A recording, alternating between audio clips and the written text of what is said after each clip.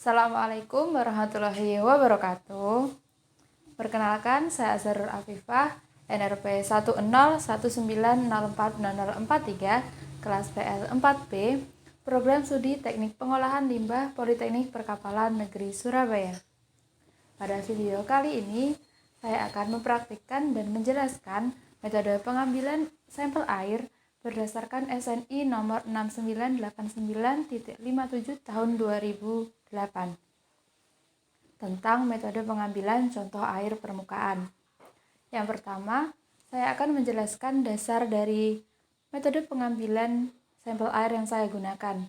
Untuk praktikum kali ini, rencana pengambilan sampel air yaitu pada Waduk Desa Sumber Kepuh, Kecamatan Lengkong, Kabupaten Nganjuk, di mana berdasarkan SNI yang saya gunakan, air waduk merupakan salah satu air permukaan yang dijelaskan di dalam SNI-nya. Nah, tujuan dilakukannya pengambilan sampel ini adalah mendapatkan perwakilan air yang mampu mewakili sifat-sifat dari air waduk untuk kemudian dilakukan pengujian untuk menentukan kualitas dari air sendiri.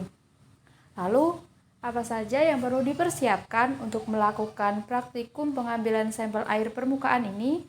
Yang pertama dan terpenting yaitu alat pelindung diri sebagai penunjang keselamatan kita sebagai petugas mengambil sampel. Nah, APD yang digunakan dalam praktikum ini meliputi yang pertama adalah masker, yang kedua sarung tangan lateks, yang ketiga sepatu tertutup, atau dapat menggunakan safety shoes seperti ini, dan yang terakhir yaitu baju bengkel ataupun jas laboratorium. Nah, itu tadi merupakan APD yang perlu kita gunakan untuk melakukan praktikum ini. Lalu peralatan yang digunakan antara lain yang pertama alat pengambil contoh. Alat pengambil contoh ini memiliki persyaratan tertentu, yaitu yang pertama terbuat dari bahan yang tidak mempengaruhi sifat contoh, yang kedua mudah dicuci dari bekas contoh sebelumnya, yang ketiga mudah dipindahkan ke wadah penampung tanpa ada residu yang tertinggal, yang keempat mudah dan aman untuk dibawa, dan yang ketujuh kapasitas dari wadah tergantung tujuan pengambilan. Nah, pada praktikum yang saya gunakan ini merupakan alat pengambil contohnya, saya menggunakan botol karena nanti pada saat proses pengambilan sampelnya kita akan langsung menggunakan tangan untuk mengambilnya karena airnya tidak berbahaya. Lalu yang kedua yaitu alat pengukur parameter lapangan. Alat ini diperlukan untuk mengukur beberapa parameter lapangan yang dapat langsung diukur setelah pengambilan sampel, yaitu ada parameter DO, suhu, pH, dan lain sebagainya. Namun kali ini kita tidak akan melakukan pengukuran karena masih berfokus pada teknik pengambilan sampel yang digunakan. Yang ketiga yaitu alat pendingin. Alat pendingin ini bisa berupa kotak es. Namun pada praktikum ini karena keterbatasan alat pendingin yang digunakan untuk mewadahi sampel yang telah diambil berupa kotak seperti ini, di mana tujuan dari penggunaan ini untuk menyimpan sampel agar parameter organik, fisika, dan kimia tidak berubah ketika perjalanan sampel menuju ke lokasi pengujian atau menuju ke lab. Lalu yang paling utama dari peralatan ini yaitu wadah contoh atau wadah sampel air. Syarat yang diperlukan yaitu yang pertama terbuat dari plastik dengan jenis tertentu, yang kedua dapat ditutup dengan kuat dan rapat, yang ketiga bersih dan bebas kontaminan, yang keempat tidak mudah pecah dan tidak berinteraksi dengan sampel. Nah, sebelum digunakan tentunya wadah harus dibersihkan untuk menghindari kontaminasi. Jangan lupa wadah juga harus diberi label, di mana biasanya terus dalam label itu ada tanggal, waktu pengambilan, petugas pengambil, dan metode sampel yang digunakan, metode sampling yang digunakan, serta parameter yang akan diukur apa saja. Nah, ketika semua peralatan dan perlengkapannya sudah siap, kita bisa langsung menuju ke lokasi atau titik pengambilan sampel.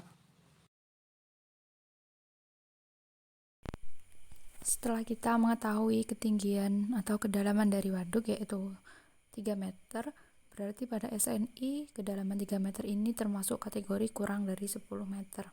Sehingga untuk pengambilan contoh sampelnya dia bisa pada dua titik atau dua kedalaman, yaitu pada permukaan dan pada dasarnya saja.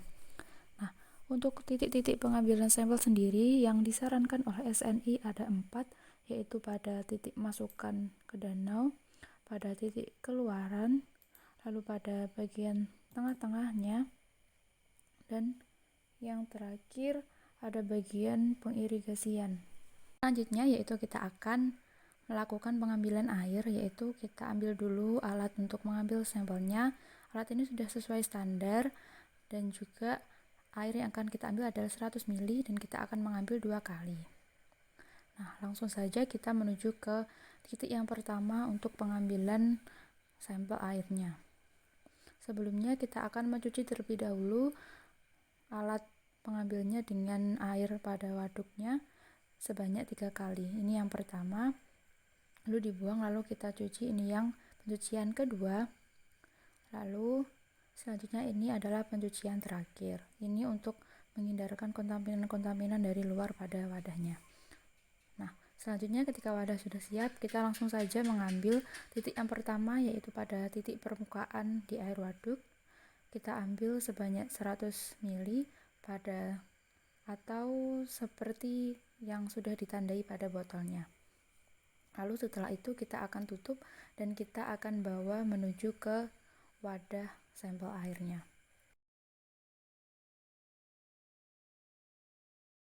Masukkan ke dalam wadah yang sudah ada labelnya.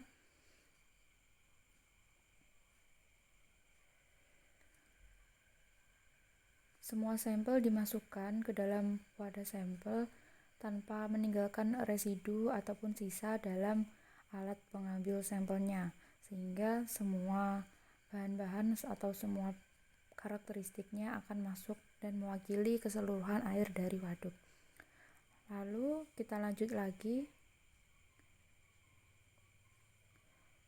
untuk pengambilan sampel air. Untuk yang kedua, kalau yang awal tadi kita di daratan atau di permukaannya, nah yang kedua ini kita akan di kedalaman atau di dasar dari waduk itu sendiri.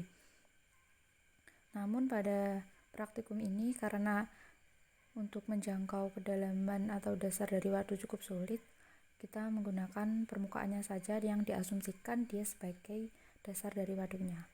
Sama seperti yang awal, kita cuci dulu wadah atau alat pengambilnya sebanyak 3 kali dengan air yang akan diambil sampelnya.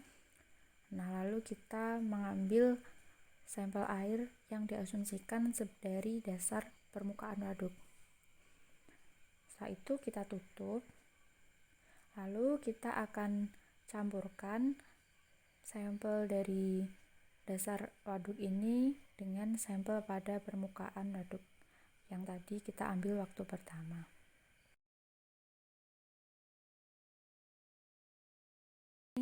Kita akan mencampurkannya karena di sini kita menggunakan sampling gabungan kedalaman, sehingga yang membedakan dari samplingnya ini dia tetap diambil pada titik yang sama, pada waktu yang sama, tetapi pada kedalaman yang berbeda, dimana kedalaman yang pertama itu pada permukaan waduknya dan kedalaman yang kedua pada dasar dari waduk.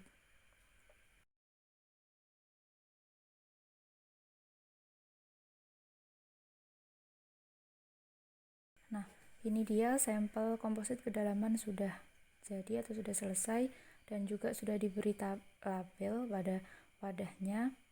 Kemudian kita juga melakukan pencatatan seperti untuk pencatatan waktu ujinya, waktu pengambilan sampelnya, lokasi pengambilannya, titik pengambilannya, dan parameter-parameter yang akan diuji.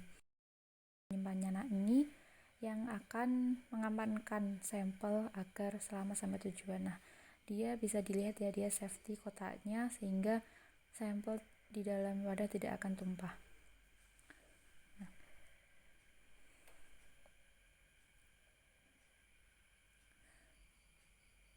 Sekian yang dapat saya sampaikan.